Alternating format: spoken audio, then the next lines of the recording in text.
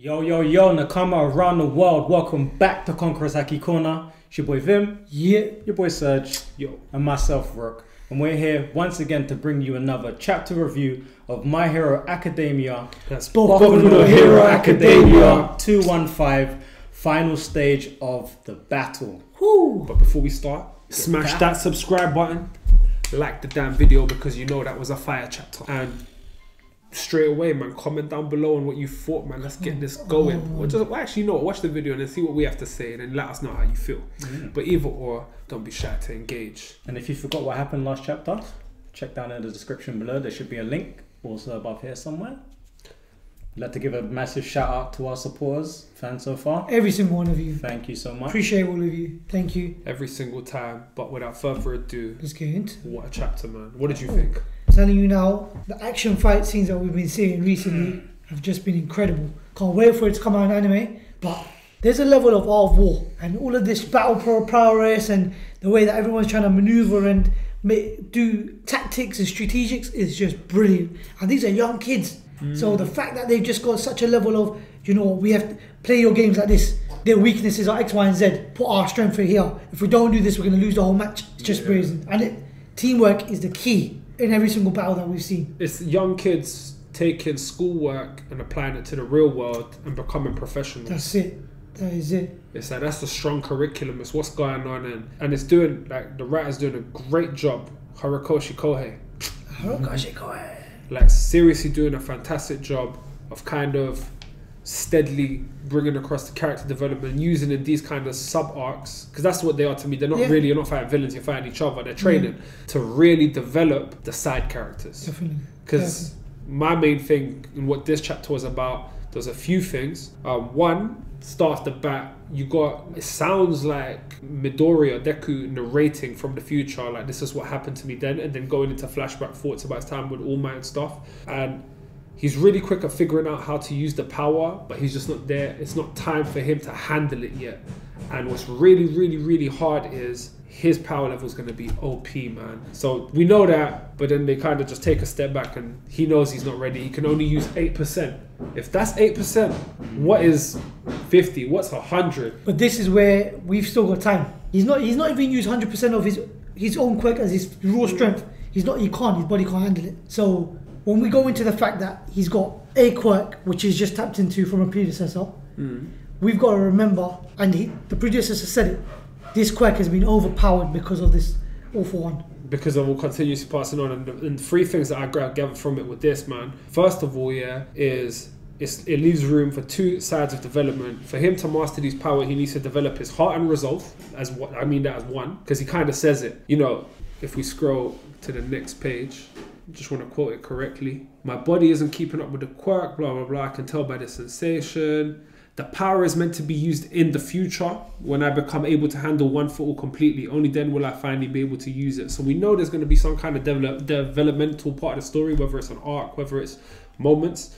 So it's how are they going to do it? Are they going to dedicate an arc where he goes missing in like as an apprentice with one person? Because that's happened. Will it be his predecessors that show him the power? There definitely has to be some rise in his physical capacity. And the last thing, I don't remember where the chapter was roughly in the manga, but I remember, if we remember the beginning of season 3 when he fought that muscle fiber guy, he can go beyond 100% at his own peril. You know, like, you know, there's always that bit in the can. 100% isn't the ceiling. Yes, you're right. You know, like 100% is what you're supposed to do. But I think he did something like a million percent. He did a million. Destroyed the guy, but destroyed himself in the process as well. So there's so many ways this can go. And I think the first thing is just, it just leaves room for getting us excited for where it's going to go, and thoughts on how you think it's going to go. How are they going to illustrate it? How do you think they might illustrate it? Well, just thinking about it now, to tell you the truth. We've seen 8% of One for All. We've seen 20% of One for All. Now, is there a separation between all of these quirks? Because that's 8% of what All Might has shown us. He's got other predecessors. Are there percentages to those powers? Yeah. That's a good point. Is his vessel strong enough to do any percentage with any of the other powers? Because the other powers are, again, extremely overpowered. And think about it, right now, it makes, and you know what, it's perfect for Deku, for someone who's quirkless, to just have raw strength. But he's now got a physical quirk which comes out of him that he's never actually ever had. So he's not. He can't be used to it. Bakugo was raised with that firepower. Boom, boom, grenade. Body drips nitroglycerin. Born with that. He wakes up. He's all. Tell me when he has everything about him. He has Todoroki. Fire, ice, fire, ice. Everything he needs. But he's from childbirth till now. Deku can't just wake up from, oh damn, what just happened? And now I've got a quirk. He can't physically. It's like having another arm. And I don't have to use it straight away. Whatever the quirk possesses to be, because we've only seen a fraction of Black Whip. There's levels to it's this. just like, because we keep talking percentages. All right, you learn how to use this one at 100%. Learn how to use that one at 100%. But can I use two at the same time if they're at 10%? Like, we don't know what's going to happen.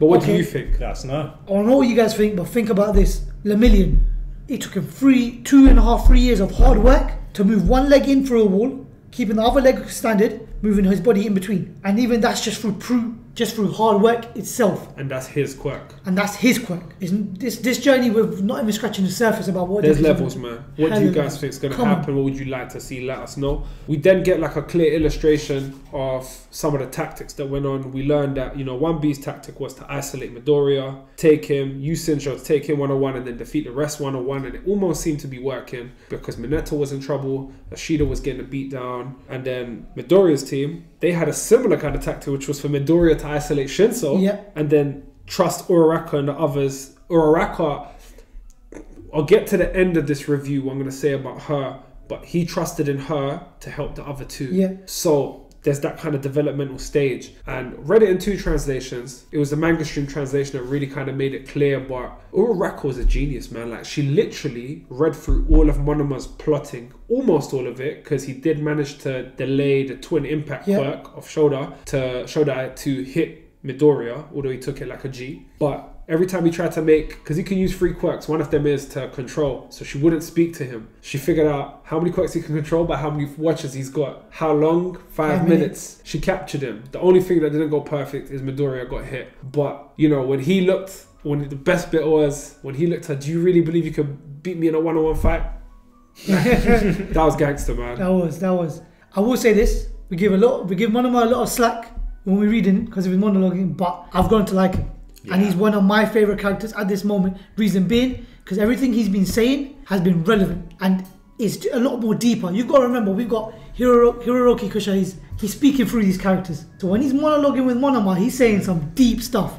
And Monoma's not just speaking for the sake of it, he's trying to give you an understanding that Deku's here. We've already know that Deku's going to be number 1. Everyone else is fighting for that place. So everyone gets a chance. Everyone gets a fair shake. Do not forget about them. And people don't give up whether they're going to win or lose. Exactly. And the fact that he's developed himself to get free, to understand what Class B have been training. They're not been just cutting around. So when you think of him, when we saw him in the championships, when they were doing the UA high school, you think, oh, this guy, he's just doing whatever minimal. He's a funny guy, right? But trained, frequent. He's pushing himself to get 4, 5, 6, 10, 11. He's going to do whatever he can, pushing himself for the limit. So watch your space for him. But at the end of the day, he got caught, but he did damage. Like, 100%. He played his role. He played his position. 100%. And it was tense for a moment. Like, it really looked like something might happen. But then there was the final twist where Midoriya handled Shinso. Easy. But Uraraka was the star of the show because she bailed out both Mineta and Ashida and helped them land knockout blows. What appears to be knockout blows. Yeah, Ashida uppercut. So, what I was going to say is, the kind of points that got highlighted in this fight is, as always, Midoriya has always been one for teamwork. He always looks and is brilliant at recognizing the potential and abilities of his team and trusting them. So he did that, and he's calm when he does it. He doesn't panic. Sometimes he wants to do too much on his own, but he's always had that aspect of teamwork. It's about saving, but it's also about relying. Yeah. Is it save and capture? Was it that was said in one of the last chapters? Yeah. Which one are you going to do? Both. Yeah. But throughout this fight, I thought the biggest thing was Uraraka. Like, Koha has really positioned her to have a big role to play in the future because she's leveled up a lot. Her physical fighting, like, she basically took out 3 of them, really. It was her. All Midoriya did was isolate Shinso so he couldn't interfere. She used her brain to avoid getting caught. She dealt with Monoma 1-on-1, and after dealing with him, she went and dealt with the other 2 to catch him out. Like, she really was a star. So her 1-on-1 fighting ability, what she did at her apprenticeship when she went to learn martial arts, she really leveled up. And you could see it, man. Like, her definition in her body is, I think it's a perfect time for her to step out of the shadows Yeah. and become her own hero.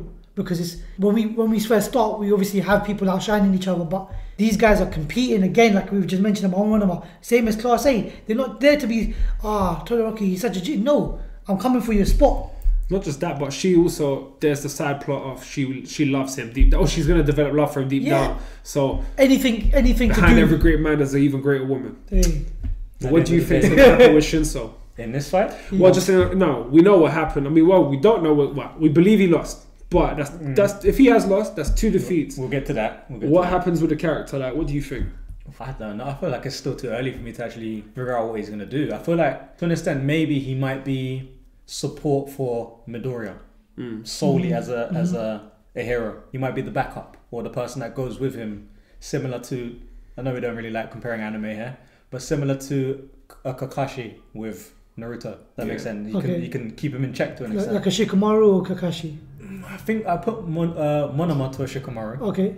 But Shinso, for the sake of when something goes out of control, he can stop war. Do you think this defeat, hypothetical defeat, we don't know how he's going to finish, will affect him badly? No, I think it will push him. Nah, it will fuel him to get much stronger. Push okay. him. I just expected to see more at this point. Do you think he's Class A?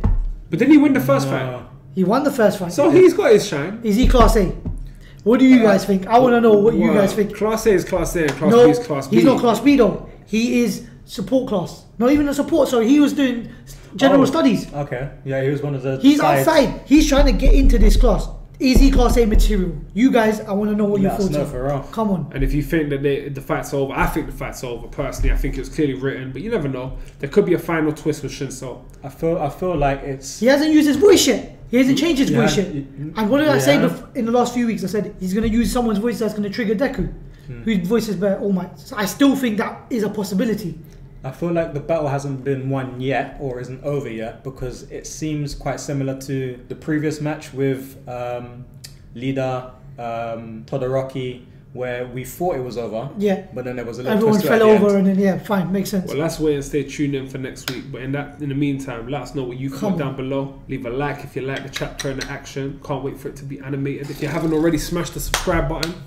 Leave on a notification so you know whenever we post material. And thank you for tuning in. Thank you for always showing love. Each and every one of you. Peace and blessings. But on Konkurazaki Corner, that's a peace out.